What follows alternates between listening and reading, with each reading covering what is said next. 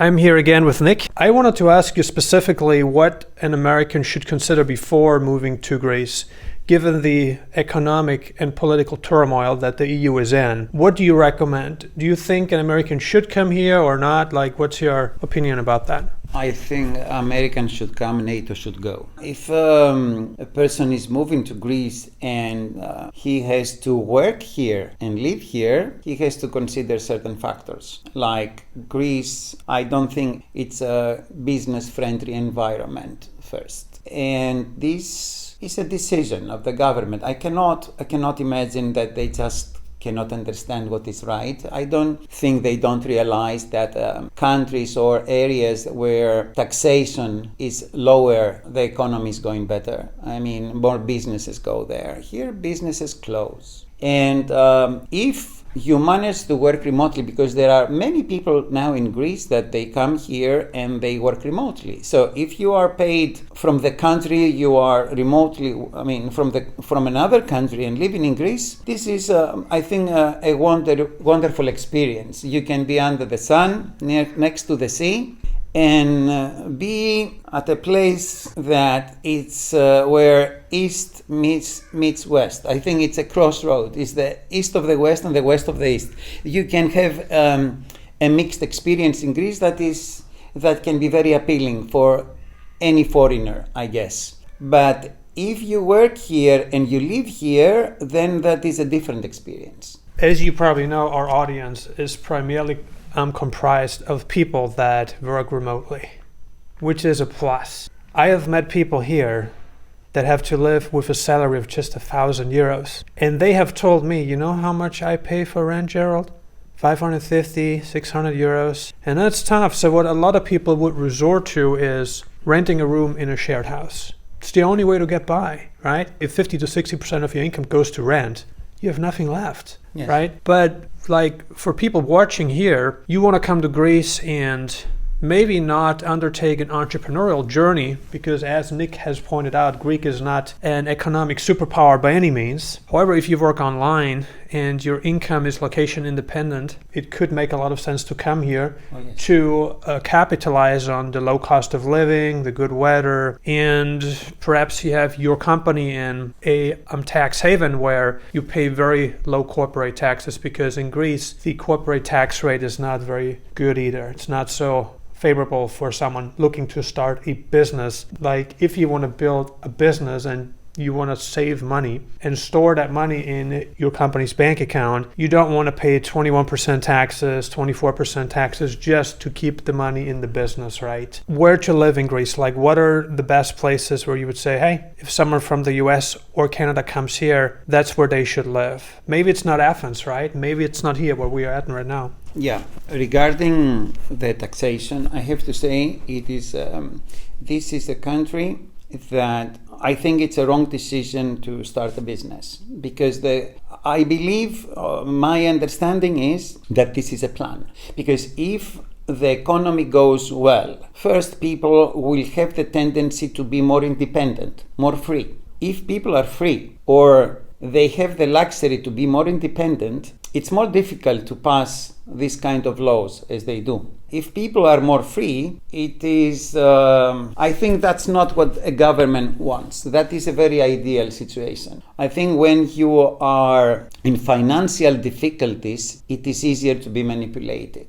100%. And that's also what happened with the Germans in the 30s and the 40s. That's exactly what they did. They were struggling, right? So you think this is all by design, yes. Correct? And starting a business in Greece is not favorable by any means. Whether you're local or foreigner, you have to pay high taxes. And just the whole bureaucracy associated with starting a business in the European Union is beyond challenging. Where I was born in Austria, I started my first business at the age of 20, maybe. And I remember just getting approved. I had to go to the government office to debate whether they would allow me to start a business. Imagine that in America, you can incorporate a business today and start it the same week. No problem. I know. But the EU is choking its citizens by regulating them to death. They'd rather go to a place like Romania or Albania, Bulgaria, where there's less regulation, right? Where it's easier and taxes are lower. So you say it's all by design. I say, look, I don't know if you know, but everyone starting a private business or starting a company in Greece, we have to pay. I used to pay, now I don't remember exactly how much it is. I remember 20 years back paying 1,500 euros every year so that I can start working. I don't know how to translate that in Greece, but it's the law. You want to start working every year, you have to pay this. This is not considered taxes, there is a name for that. So you have two companies, you would have to pay 3,000 euros every year just to be able to start working, giving to the government most of the money you can make. Because these are the direct taxes that can be 25% or so. Then when you sell a product that is, or a service that is 100 euros, VAT is 24%. Taxes is 25%, so half of the money is already gone. The indirect taxes are more than the direct taxes. We have one of the most expensive costs in electricity in Europe and around the world, because it's there is no antagonism, and companies relate to the government. It is like the one supports the other, and these are facts. I mean, I didn't wake up one day and I say this. There is so much evidence that you cannot imagine. So if right now I have to start paying the government in order to be able to pay them when I'm working, these years you also prepay taxes for the next year, some of it, because it is an assumption that you will be present next year, so you pay also taxes in advance. Is that a friendly environment for someone to set up a business? So if you have a private business, with the new law, the government decides that minimum you are charged taxes by government's decision of what would be your minimum income. Doesn't matter if you make less money or not. It's just a prediction, right? It's an estimate. It is an assumption, which is totally unfair, because you are not paying for what you make as a profit. If you make a profit, because look, some big companies make huge profit, especially when there is no antagonism, of course, and there are certain cartels, and there are cartels. There are cartels in the mass media, there are cartels in many areas of business, then these companies make money. Small companies, it's a different story. Every day there are more companies that close than the companies that start. So this is not, I think, a friendly environment for some. Of course, there is every time areas that someone can make money in every country, no matter how the situation is. But generally speaking, this is, I see the government as an enemy of anyone doing a decent job in Greece. Anyone who wants to be independent is a target. Yes, but if you belong to the companies, these huge companies, then you are beyond the law. Of course. You are beyond the law. Right. Like That's especially true in the US. This is like that, because then there will be an adjustment with any existing law, and then you will not have to pay some millions if you owe some millions to a bank. By the way, every one of the parties that have been in the government, they are bankrupt. They get every year money because they are political parties, so they are supported financially by us, by our taxation. But the country who is in power now, I think they owe 500,000 to banks, or more, or 500,000 was only their energy spendings they owe to the electricity company, but they still have electricity. So how is it possible that you owe 300,000 euros for your electricity to the electricity company, but you still have light? But if you are an entrepreneur, if you are a small business and you owe this money to the electricity company, you have no light. So the ones that are there to solve the problems, they have not sorted their own. They own a hell of money to banks, and they want to pass the laws that this should be cancelled. I think this is one of the biggest issues, where the government only wants to participate in your profits but not your losses. Unless you're a big corporation, you get bailed out, right? Oh, yes. Like airlines get bailed out all the time. But the little guy gets skinned alive financially, can't do it, you know? Now, in what regard or to what degree does that apply to your business, where you say, hey, the projected tax rates, you're going to have to pay them even if that profit hasn't been realized yet? This is a way to close down businesses, and they do so. It is like that.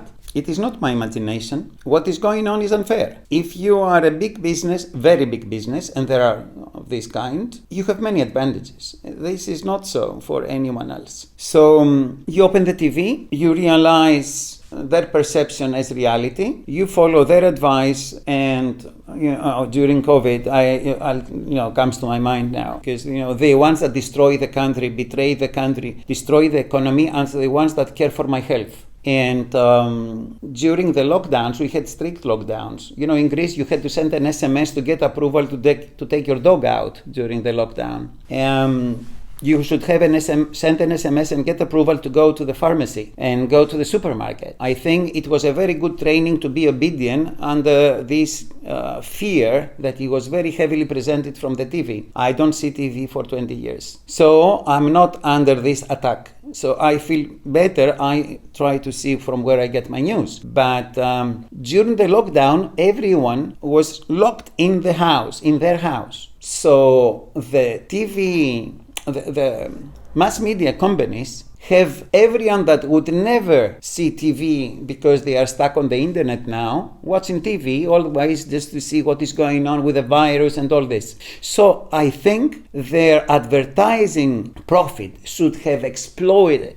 Because everyone was there, everyone had the TV open, because after a while they had to be fed with the news and install more and more fear so that people are more obedient. Like what they did in Austria, they tried to push a vaccine mandate, which was unconstitutional. They didn't do it, but they pushed for it hard because they knew if it was going to come, people would do it earlier than later. People are scared of force, extremely paralyzed when they get forced into doing something. So in Austria, while they didn't implement the vaccine mandate, just the fear of implementing it created the desired result, right? So Gerald, seems like... Gerald, here, I don't know how do they call it.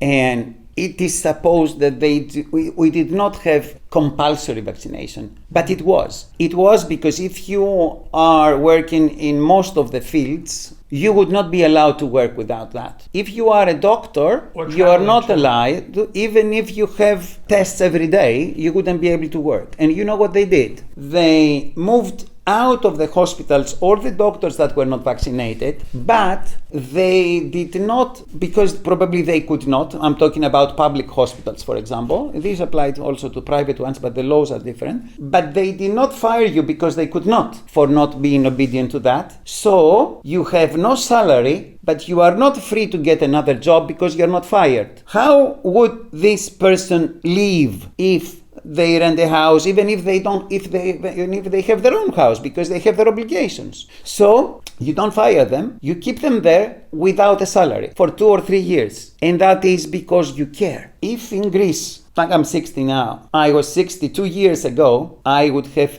every month to pay 100 euros as fine because I'm not vaccinated. This is still not considered compulsory, but you cannot work, you cannot study. And even if you can prove that you are healthy, if that test was a proof, because that is a different topic to talk about, but I'm not the one that can talk about medicine in that case, but I just read the people that know about it. If that test proved if you are sick or not, you had the virus or not, then you can prove you're healthy. Even so, you would not be able to work. So if they care that much about the economy, if they care in that way about my health, well, first, I told you, I'm not naive. If you, during that period, you had to wear a mask, or you would get 300 euros fine in case you could go out, you had to wear a mask, 300 euros fine otherwise. If you would take off your mask to smoke, no fine. So I'm scared for you not getting a virus, so you have to wear a mask, otherwise you get 300. But if you want to smoke, that means to get cancer sooner, you are free to do so. So you are allowed to take off your mask to inhale cancer, but you are not allowed to breathe oxygen without a fine. But smoking smoking cigarettes, I'm an ex-smoker, so I'm a bit passionate with that. Smoking cigarettes means 80% at least of the money you pay for this goes to the government. They are paid to legalize a product that kills the best of its customers. And it's written that it does. So for this, it is okay to take off your mask, to use it. But if you use it because if you take it off to breathe some air, it's dangerous. So you see, the IQ of every person that is clever enough, wise enough, knowledgeable enough, sits down with fear. So this is what I realize, and this is very disappointing. Well, thank you for sharing this. More to be discussed soon.